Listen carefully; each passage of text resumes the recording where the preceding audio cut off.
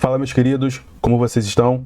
Dando continuidade aqui à nossa saga da leitura do Novo Testamento segundo a melhor tradução para o português.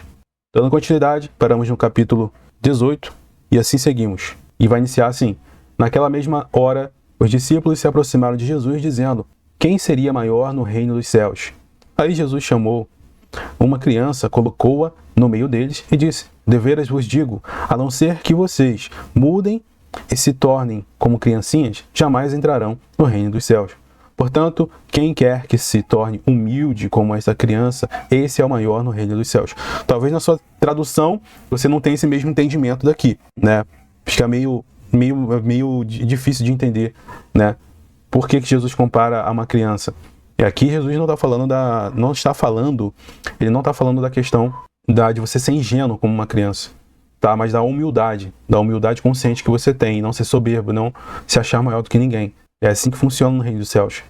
Verso 5: quem quer que receba uma criancinha como esta em meu nome, a mim me recebe. Mas quem quer que cause a queda de um destes pequeninos que creem para dentro de mim.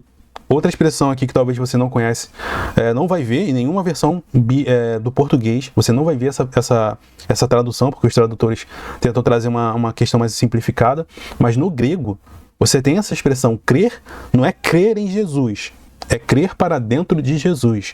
Então isso está presente no texto original, que muda o entendimento significativamente. Porque esse crer que Jesus espera de nós é crer para dentro de Jesus. Ou seja, a palavra de Deus fala que nós somos o corpo de Cristo. Você passa a ser imbuído dentro do corpo de Cristo. Você crer para dentro de Jesus. Você está em Jesus. Então assim, não existe um crer só de entendimento, mas também da prática, de compromisso, porque isso envolve comprometimento com ser igual a Cristo, como se comportar igual a Cristo, porque você está dentro de Cristo. Não existe essa separação. Então não é crer em Jesus, é crer para dentro de Jesus. Então toda vez que você vê essa expressão crer em Jesus nas suas versões aí, a expressão exata é crer para dentro de Jesus. Continuando, melhor lhe seria que uma pedra de moinho fosse amarrada no pescoço a que fosse afogado na profundeza do mar. Ai do mundo por causa das coisas que fazem tropeçar. Ora, é necessário que tais coisas venham, mas ai daquele por meio de quem tal coisa vem. Então Jesus está falando dos falsos profetas, desses aí que se ocupam em enganar as pessoas. Verso 8: se a tua mão ou o teu pé está te levando a cair, decepa-os e joga-os fora. É melhor para ti entrar na vida manco ou aleijado do que, tendo as duas mãos ou os dois pés, ser jogado no fogo eterno adentro. Verso 8: se a tua mão ou o teu pé está te levando a cair, decepa-os e joga-os fora. É melhor para ti entrar na vida manco, ou seja, a vida eterna, manco ou aleijado, do que, tendo as duas mãos ou os dois pés, ser jogado no fogo eterno adentro. E se o teu olho está te levando a cair, arranca-o e joga-o fora. É melhor para ti entrar na vida com um só olho do que, tendo os dois olhos, ser jogado no fogo no inferno adentro. Vejam bem que não desprezem sequer um destes pequeninos, pois eu vos digo que no céu os anjos deles estão sempre vendo a face de meu Pai, que existe nos céus, porque o Filho do Homem veio para salvar o perdido. O que vocês acham? Se algum homem tiver 100 ovelhas e uma delas ficar desgarrada, não deixará ele as 99 nos montes para ir buscar a desgarrada? Se porventura achá-la, deveras, vos digo que ele regozija mais por ela do que pelas 99 que não se desgarraram. Da mesma forma, não é uma coisa desejada, do ponto de vista de vosso Pai Celestial, que um destes pequeninos seja desperdiçado. Ora, se teu irmão pecar contra ti, vai e confronta-o. Entre ti e ele só. Se te ouvir, você ganhou teu irmão. Mas se ele não ouvir, leva contigo mais um ou dois, para que cada palavra seja confirmada pela boca de 2 ou 3 testemunhas. E caso ele se recuse a ouvi-los, conta o caso à congregação. Mas caso ele se recuse a ouvir até a congregação, considera-o como pagão e cobrador de impostos. Então aqui, primeiro ponto, Jesus, só ressaltando alguns pontos aqui, Jesus está falando que sim, crianças têm um certo anjo da guarda que olham a face de Deus, as crianças, né? Ou seja, todo ser humano. Não se sabe se eles continuam depois de adulto, mas a probabilidade é que sim. Em seguida, Ele está falando aqui da questão da repreensão, confrontar o irmão que peca contra ti.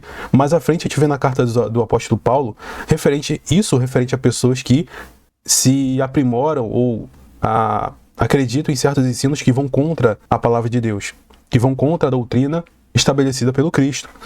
Então essas pessoas são repreendidas, aí você repreende você e ela uma vez. Não dando, leva 2 ou 3 testemunhas, e depois a congregação. E se a pessoa continua a rejeitar a verdade, a palavra de Deus, ela é considerada como pagão, infelizmente. Né? Mas aqui cai muito aquela palavra, aquele argumento de que não julgueis, né? Não é bem assim. Quando uma pessoa está disseminando alguma doutrina contra a palavra de Deus, que vai contra os princípios da palavra de Deus, essa é a condução que o Senhor Jesus fala para ter. Verso 18. Deveras vos digo, tudo que vocês ligarem na terra terá sido ligado no céu, e tudo o que desligarem na terra terá sido desligado no céu. De novo, deveras vos digo que, se 2 de vocês concordarem na terra acerca de qualquer assunto que pedirem, isso lhes será feito por meu Pai que existe no céu. Porque onde estiverem 2 ou 3 reunidos dentro de meu nome, ali eu estou no meio deles. Então Pedro aproximou-se dele e disse: Senhor, até quantas vezes pecará meu irmão contra mim e eu lhe perdoarei?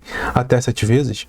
Jesus diz a ele: não te digo até 7, mas até 77 vezes. Ou seja, aqui está trazendo um entendimento que Jesus falou até 77 vezes, não 70 vezes 7, certo?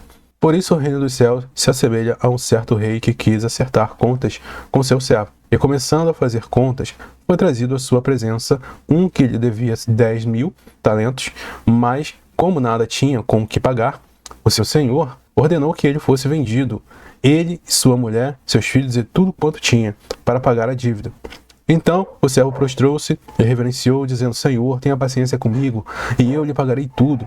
Aí o senhor daquele servo teve compaixão dele, perdoou-lhe a dívida e o liberou. Mas quando aquele servo saiu, encontrou um de seus conservos que lhes devia 100 denários. Agarrou e o começou a sufocá-lo, dizendo: paga-me o que me deves. Então o servo caiu a seus pés e ficou implorando, dizendo: tenha paciência comigo e eu te pagarei. Mas ele não quis. Antes foi e o jogou na prisão até que pagasse a dívida. Mas quando os seus conservos viram o que havia acontecido, ficaram muito tristes e foram e contaram para o seu senhor tudo o que tinha acontecido. Então o senhor o chamou à sua presença e lhe disse: servo maligno, eu te perdoei toda aquela dívida. Por que me imploraste? Tu também não tinhas obrigação de ter misericórdia de teu conservo, assim como eu tive misericórdia de ti? E ficando irado, o Senhor o entregou aos torturadores até que pagasse tudo o que devia. Assim também vós fará meu Pai Celestial, se cada um de vocês não perdoar de coração o seu irmão as suas transgressões. Então aqui Jesus está dando uma aplicação prática mais aprimorada da oração do Pai Nosso. Porque na oração do Pai Nosso a gente fala: Senhor, perdoa nossos pecados, assim, as nossas dívidas, assim como nós perdoamos os nossos devedores. Então, por várias vezes a gente vai ver Jesus interligando o perdão dele a nós com o perdão que nós damos àqueles que nos ofendem. Então, se Cristo deu perdão a nós e como nos concedeu a salvação, quanto mais nós devemos perdoar as pessoas que nos ofendem, que fazem alguma coisa contra nós. E aí a gente entende, né? Aquela coisa que Jesus ensina: orai pelos seus inimigos, se ele te pagar com mal, pague com bem, por aí vai. Bom, então aqui terminamos o capítulo 18 e logo mais vamos para o capítulo 19.